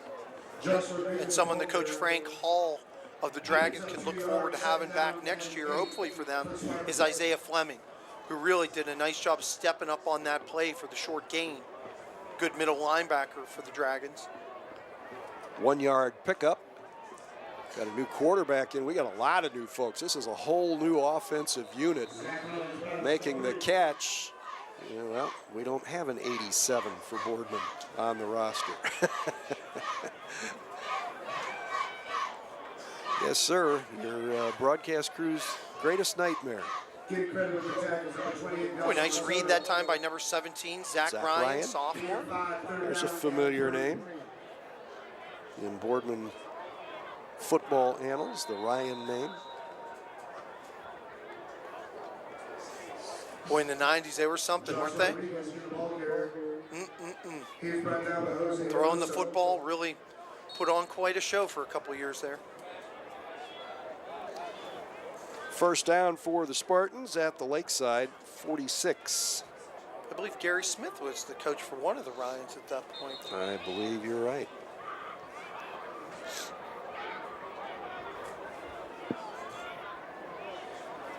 Getting credit with the completion for Zach Ryan's first pass. You know, and this is a good opportunity because Coach Ignacio putting a lot of the perimeter players in, but getting the opportunity to run with the number one, basically offensive lineman. So it really gives you a good chance to do some things. Got a jet sweep here and a pretty tough tackle from behind by Reynoso. You've called Reynoso's name quite a bit tonight, Jim. Indeed. Yeah, he's been one of the stalwarts for Coach Frank Hall's team. Tyler Peterson, I believe, got that carry and gained a yard. You know, and the other thing with depth issues for the Dragons, you just have a lot of your number ones going both ways, the wearing out. Ryan, quick throw to the outside. This could wind up being big yardage. Nice play, and again, it's Reynoso cutting the legs out from under Billy Kemick, 6'3" senior wideout. Ryan really has a decidedly kind of sidearm, almost throwing motion, trying to get a little bit of oomph falling off his back foot, throwing out that screen pass, but really let the ball drop kind of near the shoulders, kind of sidearm a little bit. 3rd and 3. Jet sweep again, and Rodriguez is going to be, or rather Peterson, is going to be thrown for a big loss. It'll bring up a punting situation for the Spartans. Just not able to turn that corner. Some of the offensive linemen didn't seal that off like they had in the past. Ball goes all the way back out to the 47-yard line. You know, and that's a credit to the Dragons of Lakeview to really still keep playing, even though they have this continuous clock, make a nice defensive stand when they were put in some tough position.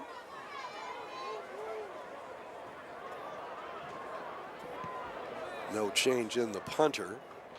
This ball will be taken short around the 18-yard line. No fair catch, apparently, and a rolling backwards return. Clock momentarily stopped with 3:57 to go in the 3rd quarter. Boardman leading 35-0 on the iHeartRadio TV Game of the Week on Armstrong.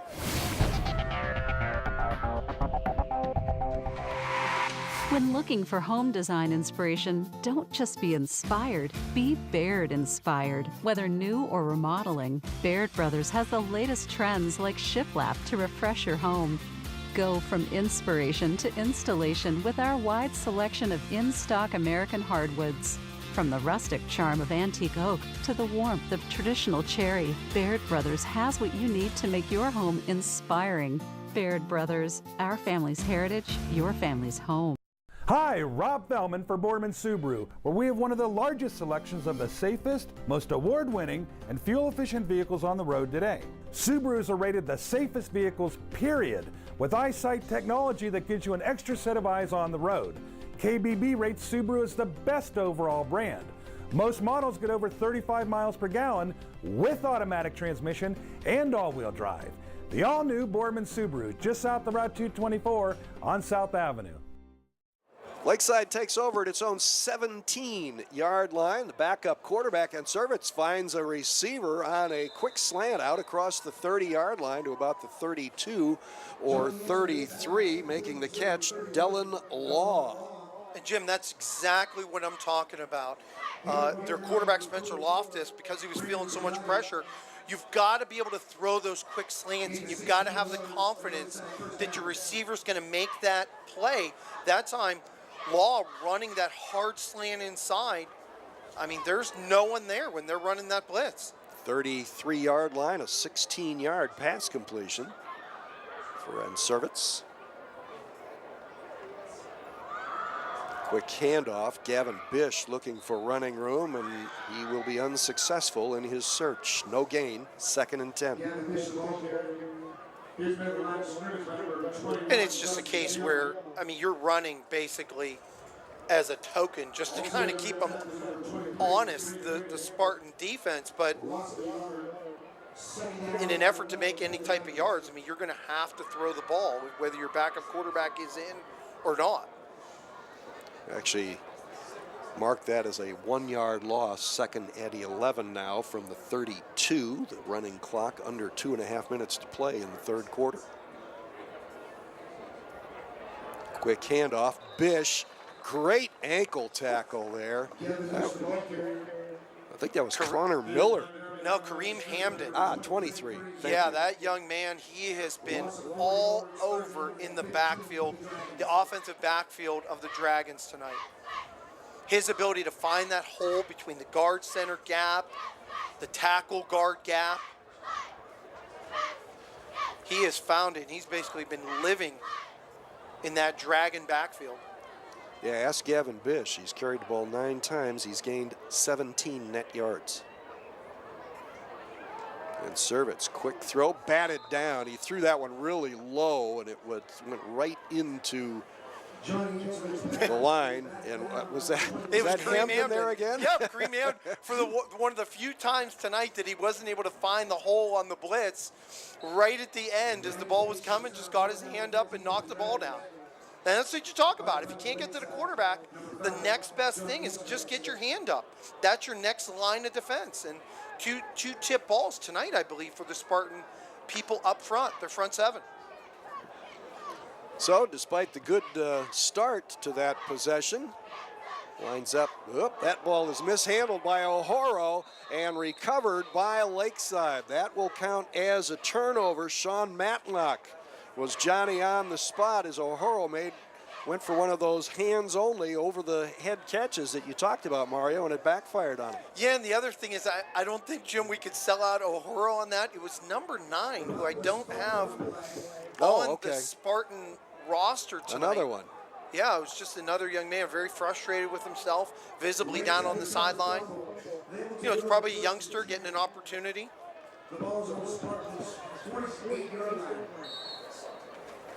You know, and that's something that, you know, a good coach, when they go into film session, that's something that they're really, even though they're up here 35-0, you're going to look at it and you're going to say, hey, here's a good example of what not to do.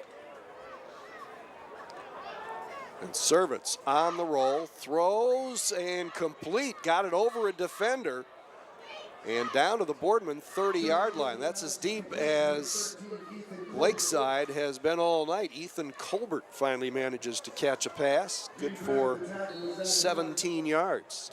And that will end the 3rd quarter on the continuous clock. Boardman put up 1 score in the quarter very quickly, and that's held up. 12 minutes left in the 2017 regular season for these two teams. Boardman goes into those final 12 minutes leading 35-0 on the iHeartRadio TV Game of the Week on Armstrong.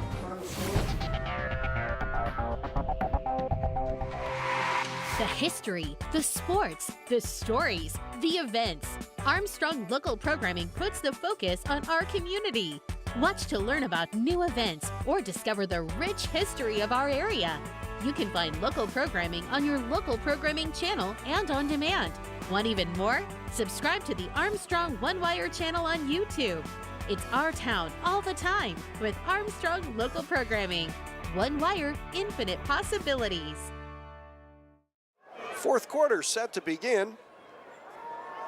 Lakeside from the Boardman 30, and Servitz with kind of a 3-quarter sidearm and good defense on the play. Sean Matlock was the intended receiver, and Tim Bowser, or they're calling Keon Jones, number 24, on the coverage. Boy, and Jones, number 24, Keon Jones, an underclassman, 6 foot, 150, showed really good range and closing speed right at the end as the quarterback had basically thrown that pretty much on a rope down on that nice post route, and at the end just got his hand in, closed on the receiver. Good play by Jones. And Servitz could be the quarterback next season. He's a junior. Bish bounces off a tackler in the backfield, gets to the second level, and is dropped after a gain of 3. Here's by number 72, Justin Cena. Gain of 3 yards. So it'll be third down and 7. And again, we are on a continuous clock because the Spartans, with the first score of the second half, early in the second half, built the lead to more than 30 points. Lakeside with a score could change that clock situation. Blitz coming, and Servitz rolls and stopped too soon. Not stopping was Brandon Zagatti, just kept going. I gotta tell you, I mean, Jim, this is merciless. The blitzing off the edge, these quarterbacks, I gotta tell you, I mean, as soon as they get the ball, there are Spartans everywhere. And that was a 10-yard loss. Wow. So, I mean, I don't mean to make light of it. It's just, it is tough. I mean, you're basically blitzing out of the locker room. well, and again, you know, you've got all young guys in there. They're getting snaps that aren't in the last 45 seconds of a game, and they're out there to play. 4th and 17.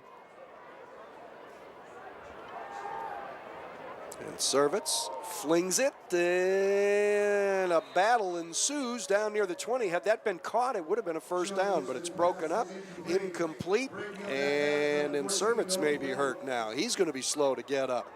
And that's the thing, Jim. Both of their quarterbacks have really, because they've thrown so much in this game, they're taking just a ton of shots as they're releasing the ball. And it really puts that quarterback in a vulnerable position because your ribs are open the way you're throwing, you're planting on one leg. Whew. Well, and Servitz is being tended to. There's a timeout on the field. 9:38 to play. Boardman gets the ball back, leading 35-0 on the iHeartRadio TV Game of the Week on Armstrong.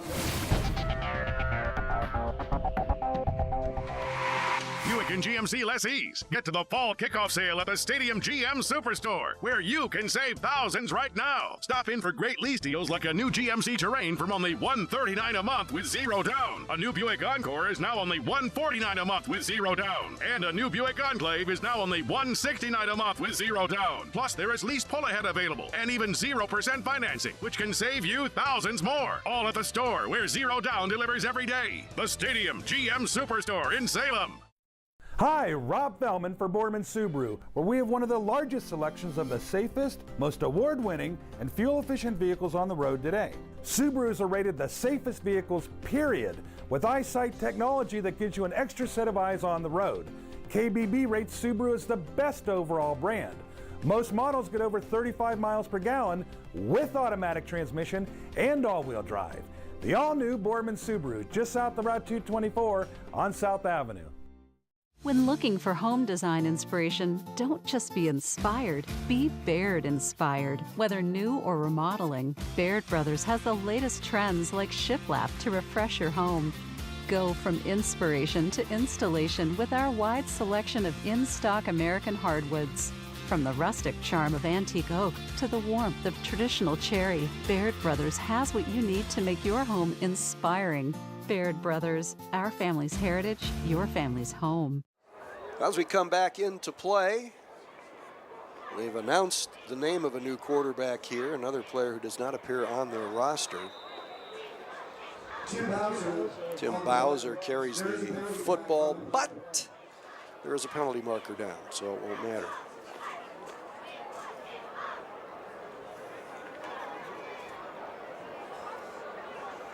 And I don't know if it's just the continuous clock here in the second half, but it's been a relatively penalty-free second half, unlike that first half.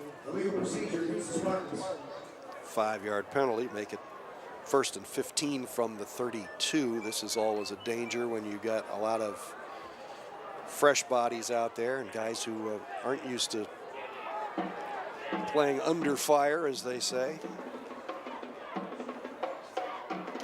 But it's always a great opportunity for these young men to get out there and get their feet wet and really get a little bit of extended time under the lights. I think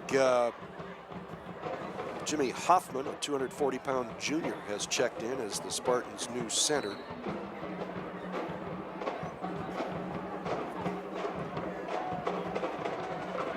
A little bit of confusion, as you also might expect, with guys getting playing time that they're not used to, trying to get the right formation set up. Snap, handoff. This is Bowser. Got a nice hole, and it would appear that the new center, Jimmy Hoffman, had some part in some responsibility in creating that hole for a nice gain out to the 39, a pickup of about 7.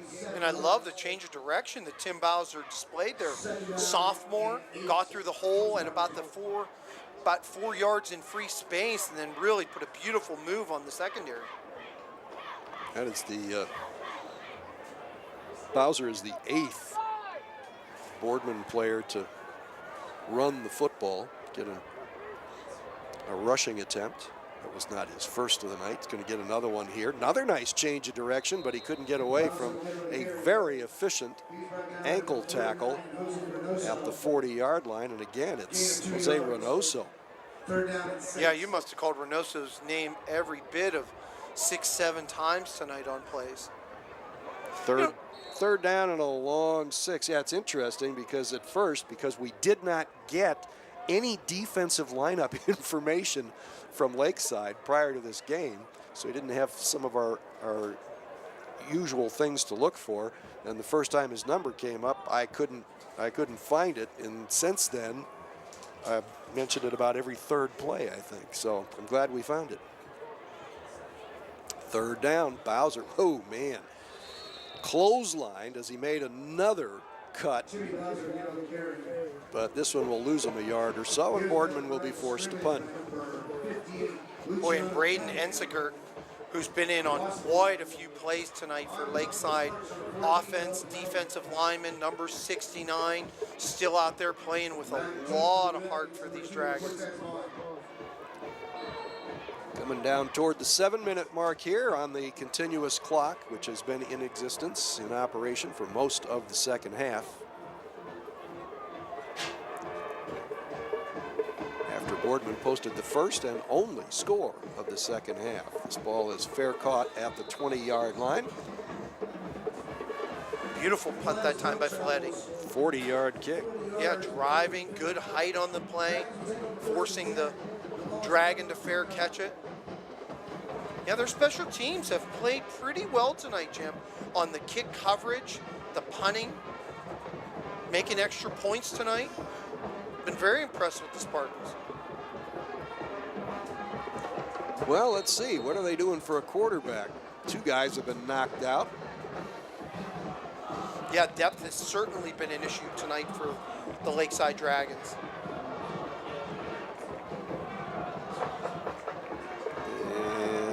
May be forced to take a timeout until they can find a quarterback. Nope, they've got Loftus is back in there. You bet.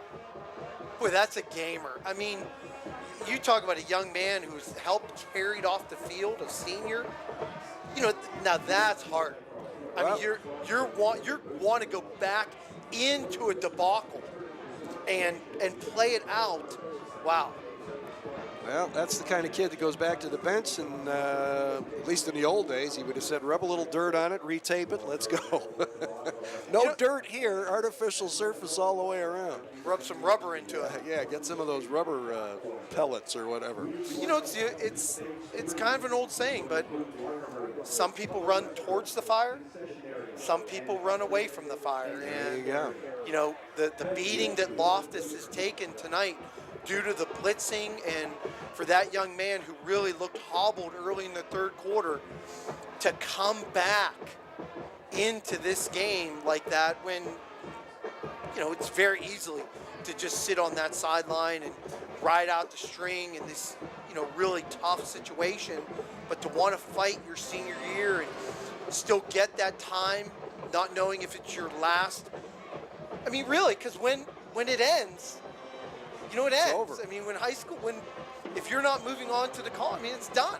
You're going to intramurals at whatever university you're going on to, and yeah, it ends. It's kind of abrupt. Well, and you know, I mean, there are a lot of D3s and Sure. small colleges and junior colleges. If you want to call them that, two-year institutions that field football teams. And Loftus, again, physically, is an impressive specimen. They list him at 6 feet, 205. Maybe his future isn't at quarterback. There's a snap that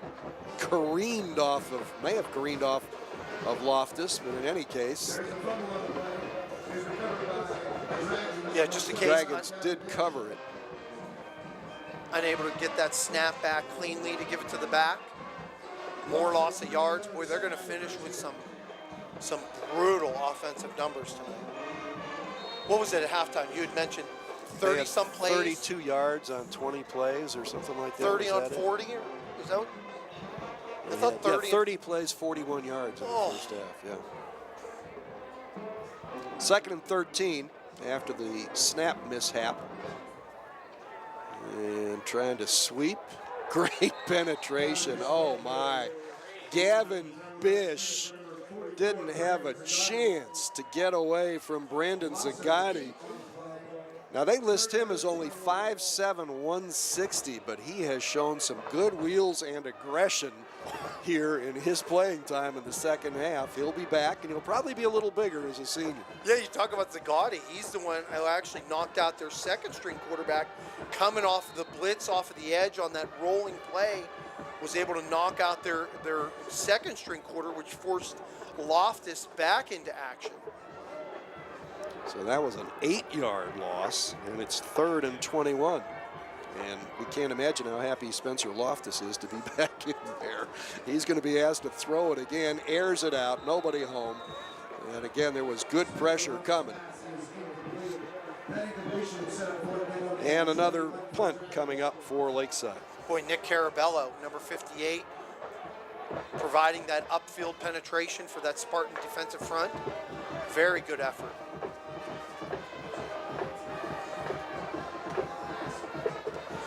Well, their punter is and Servitz, and he is back in there to punt. He was the guy that was operating as the second-string quarterback and was KO'd briefly.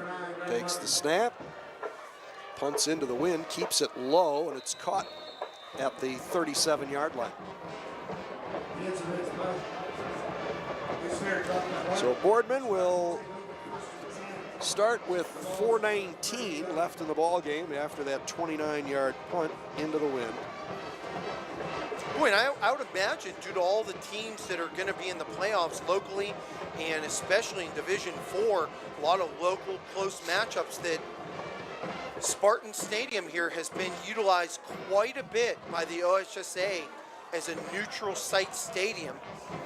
Obviously playing out next week as the playoffs move on.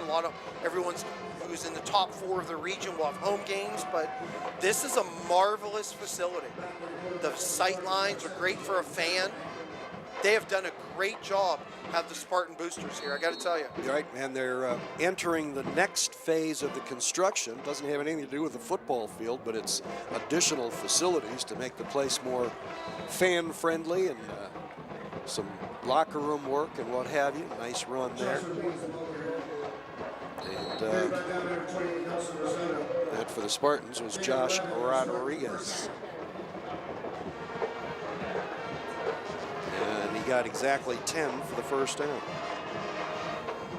Ryan continuing out at the quarterback position, number 17 for them. Yeah, he's back in, took off the last series and is back in for this one. Zach Ryan, only a sophomore. Rodriguez again, nice cut behind a good block.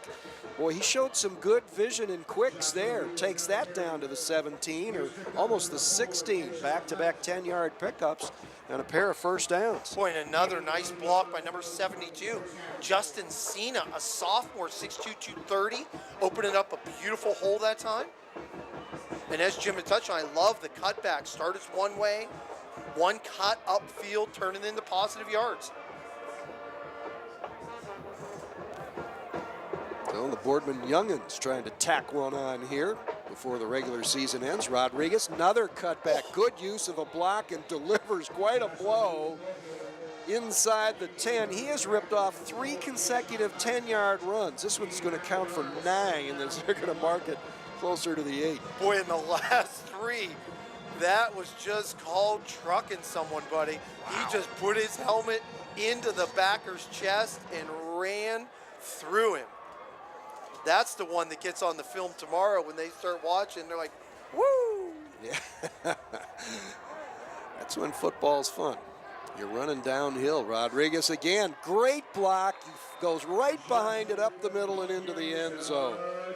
Wow, the cut ability, the offensive line really playing strong. Nice block. Isaac Land, another sophomore with good size, 5'10", 225. Well, Josh Rodriguez, who had carried, I think, once earlier, but on that drive, he carries 4 times for 37 yards and a touchdown. Prior to tonight, Rodriguez had carried the ball 5 times for a net of 5 yards. Boy, and he's playing mostly because of depth issues against the #1 unit of Lakeside. Yep. A real Another tribute. extra point. Sorry, Jim. I mean, it's a tribute to some of the depth that Coach Ignacio. You know, I mean, it's not long to remember his first year here, where the Vindy had ran that story about 40 kids out for Boardman, and now Coach Ignacio's built the depth up on the Spartan program at the lower levels, and kids coming out and look like they have some decent size and pretty underclass laden team playing important roles. Yeah, and again, you know, going into what could be a playoff week, a week 11 for the Spartans, and again, by the time you see this, you'll know.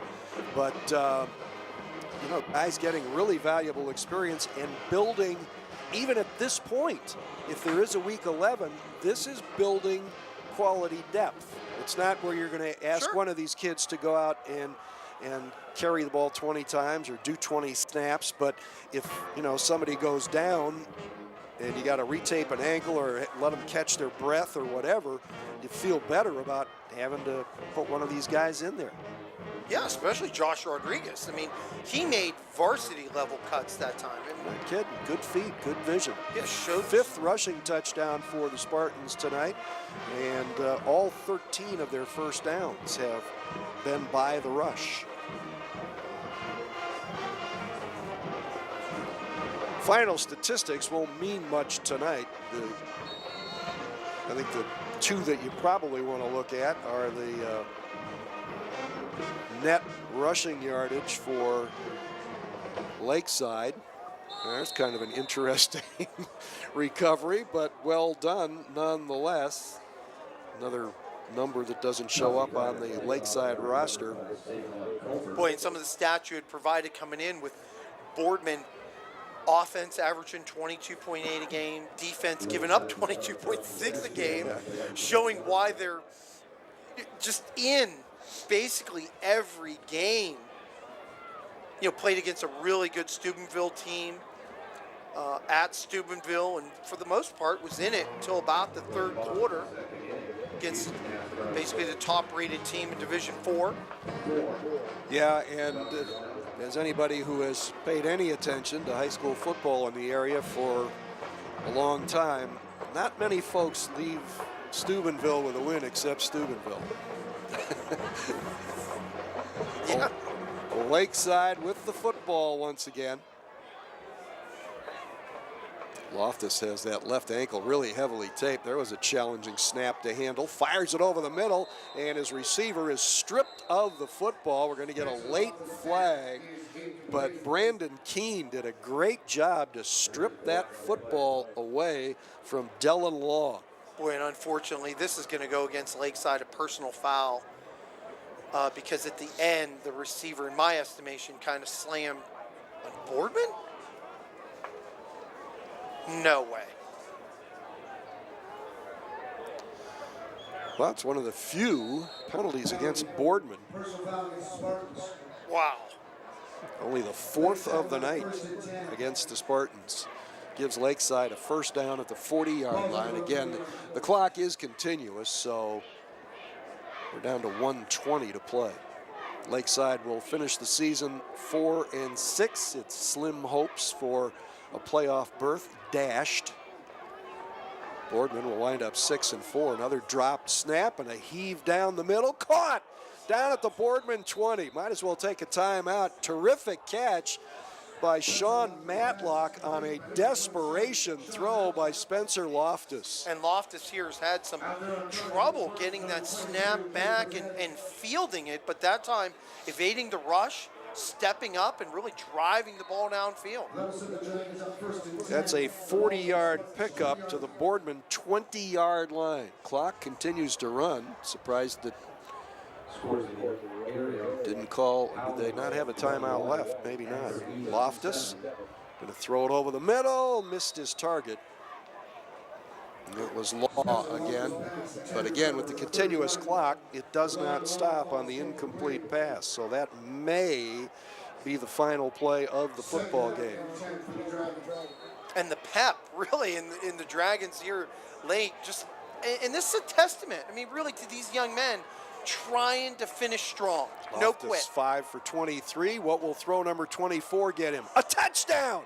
A terrific catch by Sean Matlock to break up the shutout on the final play of regulation. That was the best throw and the best catch of the night for Lakeside. And you can go back and say, you know what, guys? We finished looking pretty good. He did. I got to tell you, Loftus celebrating that touchdown, basically limping off the field. Yep. I mean, the pain of that, I mean, that's a testament for that young man. And, you know, for them to really play that out pretty strong and finish strong, that's a great testament to them, no quit. For a guy that had thrown 3 interceptions,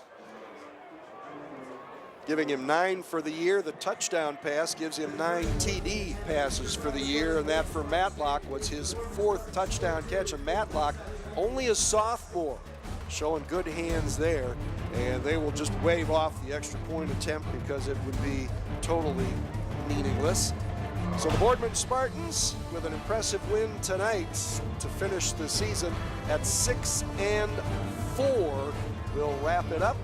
Wrap up the regular season for you in just a minute on the iHeart Radio TV Game of the Week on Armstrong.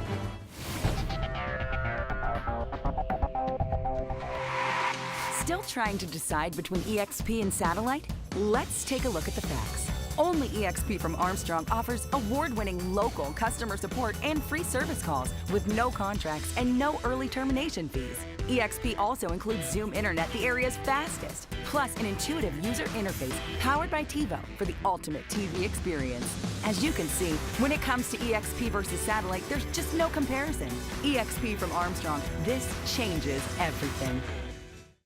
So the regular season is over, and Mario, for Boardman, great way to finish, regardless of, as you're watching this, you already know the playoff pairings, and the first playoff game may be just a smidge away, but a great way to finish for Boardman, especially defensively. Absolutely. I mean, to come out and not get the shutout at the end, but finish very strong, and they dominated the game when they needed to do it. Coach Ignazio's got to be very pleased going into Week 11. The way that they finished the season against Lakeside, pretty impressive. And O'Horo in the first half, really impressive with that offensive line. That Boardman defense held Lakeside to minus 36 net rushing yards. That includes sack yardage in the second half, and minus 18 for the game. And again, as I said, by the time you see this, even if it's the first showing, the playoff table will already be set, if you will. So I guess, Mario, what we just need to do is say to all of the teams from our area that are in the field, best luck for a long run. Yeah, and I think we're going to have a decent run. I mean, we've got some real contenders in the Mahoning Valley to make some runs. I mean, obviously, South Range, a really good team, and the way, and the truth of it is, in their Division 5, they really, and fans of Ohio football realize they stay away from the MAC teams on the west side of the state. And it's a big thing to do, and I think South Range has a really good chance. They're probably our best opportunity to really make a deep run. And then we've got a bunch of teams in Division 4. So I think it's going to be an outstanding opportunity, and we're going to get a lot of local games, play a lot of local teams that we don't normally see playing each other. So it's going to be a great time in the OHSA playoffs, which it is every year. It's great. It's the best time of year. It's awesome. Meanwhile, the fastest 10 weeks of the calendar has passed us by now. It's been great working with Armstrong and Greg Roughton, obviously with Mario DiMartino, Len Gessler, who climbed on board to help out with stats as the season progressed. And hopefully we'll get a chance to do it again next fall. In the meantime, hope you have enjoyed all the telecasts. Hope you enjoy the playoffs, whoever you're rooting for. Remember, if your team goes out, the other teams are still local. Those are the ones to root for. I'm Jim Campbell. Thanks again for watching the iHeart Radio TV Game of the Week on Armstrong all season long. See you next fall.